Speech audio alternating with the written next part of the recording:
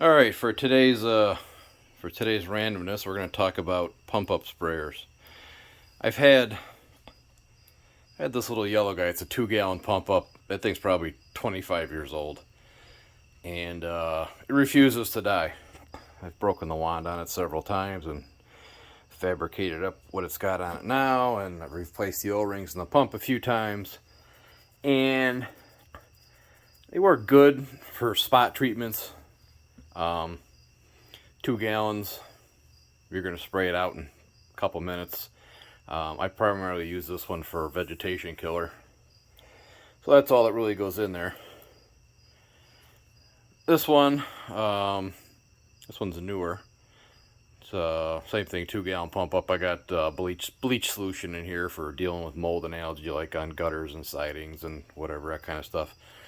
But if you get into lawn maintenance or serious spraying, you need to move up to a backpack sprayer. So your options are 4 gallon pump ups, which start actually Harbor Freight has a 4 gallon pump up for $29.99, and for what it is, it actually works pretty good. Definitely works well beyond the $30 you're going to pay for it, because an entry level 4 gallon backpack from anybody else, you're going to start around $120, $140. And then you can work your way up.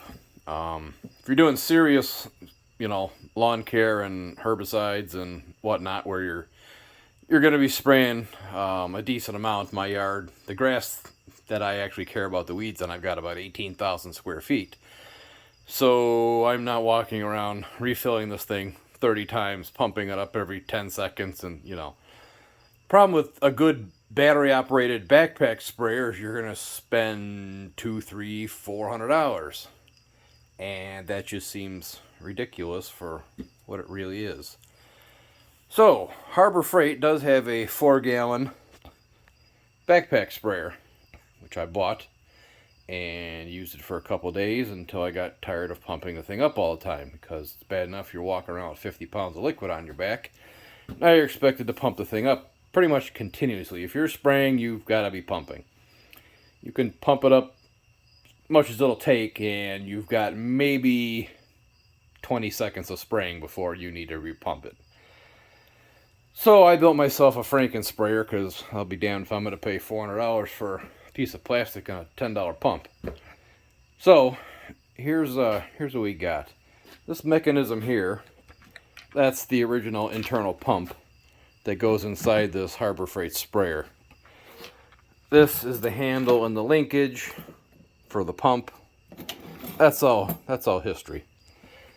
What we've got here is a $14 diaphragm pump, which, if you can see the specs on there, it's a 12 volt pump, draws 3 amps, 100 psi at what is it? 1 point what was it? It's like 1.2 gallons a minute.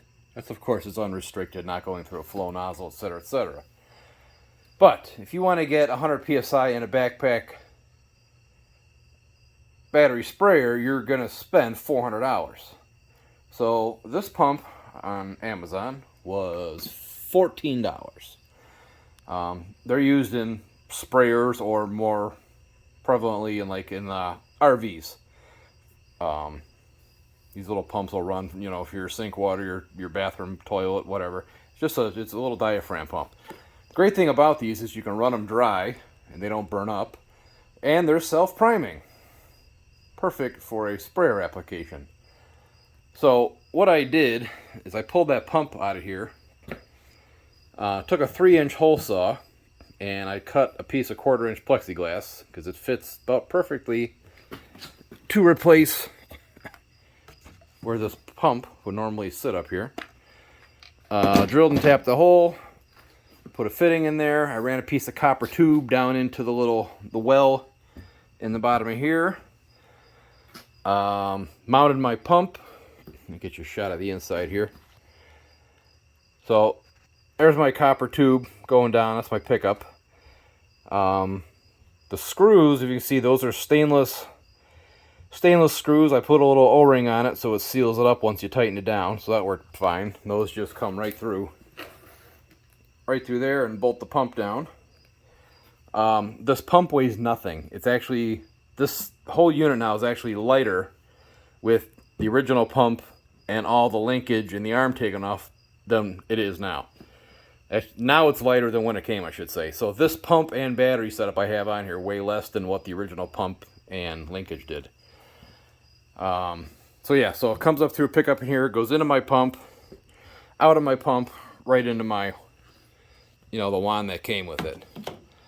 So for a battery, that there is just a good old 12 volt DeWalt Chinese knockoff replacement battery. I've already got a plethora of DeWalt stuff over here, so it made the most sense to me just to stay with the same platform, let it run my sprayer. And I was going to put a battery dock on here, and it's just adding more weight and more failure points, and there's really no need for it. This battery, the best of my guessing right now, it's, like I said, it's a Chinese knockoff. It's labeled as a 4 amp hour, so maybe it's 3 in reality. Should run this sprayer for like an hour and a half straight, which that's more than I will ever need. I'm not going to walk around for an hour and a half straight with this thing on my back. Pretty sure I could do my whole yard twice in an hour and a half, and that will never be the case. So this is literally Velcro's right on there. Weighs nothing. I got 2 little tabs that just go into the positive and negative there. Now, these pumps, typically, there's a pressure circuit in here, so once they pump up to what the pressure is that you have it set at, this screw here will also adjust your pressure, they typically shut off. Being a $14 on a slow blow from China pump, if you can imagine, the high pressure shutoff on this one doesn't work. So I emailed the manufacturer, and he said, "Oh, so sorry, and we'll send you a new one, and you just keep this one." And I said, "Well, if you insist, that's fine." So I just ran a switch over here to turn this one on and off. So I don't have to listen to it running all the time when I'm refilling it, and it's easier than pulling these leads out. The new pump, if this one eventually burns out and put on, I won't need the switch. Well, I guess you could leave it in. But this pump will shut off on its own once it reaches pressure. This one just runs continuously, but the way I use these things, it really doesn't matter, because I turn the thing on and I start spraying, and I pretty much spray until the tank's empty, then I just turn the switch off. I don't need it to be start stopping, it really doesn't matter. So I've got this turned down currently to, I think, about 65, 70 psi. Turned up to 100. It was just atomizing the spray way too much. I typically run, for herbicides, you know, typical fan tip nozzle. And at 100 psi, it's atomizing way too much of the spray. And when you're putting something like T-zone or tenacity down, the last thing you want is that stuff wafting away in the wind, killing everything it comes in contact with. So I turned it down to about 65 pounds, and it seems to be about perfect for what I want for a spray. So let me give you a little shot of this running. It's going to sound way louder than it is in reality in here, because the tank's about empty, so it echoes and vibrates through it, and I'm in the garage with all the doors shut. And nevertheless, let me fire it up here for you.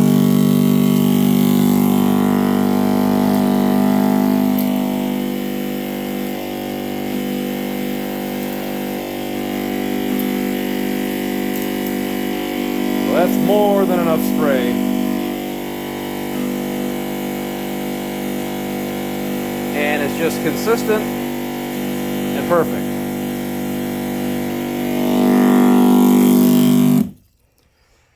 So, what do I have all invested in this, you ask? Well, let's look. So, the original Harbor Freight tank was $30. I should say the original Harbor Freight sprayer, complete, $30. The pump was $14. The battery was $26, and that's for 2 of them. I really don't consider that a part of my build, because like I said, I will use the batteries in my DeWalt flashlights, and I got a couple 12-volt drills and whatnot. But I guess if you're building it from scratch and you don't have a cordless platform you currently use, then I guess you're spending 26 bucks for a couple batteries. I bought two. You can buy one, I think, for like 18. So I guess you could build this for less. But total, I've got $70 invested in this entire thing. Little couple of pieces of hose I had, the fittings I had laying around. You don't need to have the fancy fitting like I've got a stainless, 90 degree in here. You could literally just drill this hole to where this tube fits tight, shove it down in there, and you're good to go. So for $70, I've got a 4-gallon backpack sprayer capable of putting out 100 psi and runs off batteries that I already have anyway. The only backpack sprayer that I know of that's capable of 100 psi is, I think it's called the Typhoon, and if memory serves, it's $430.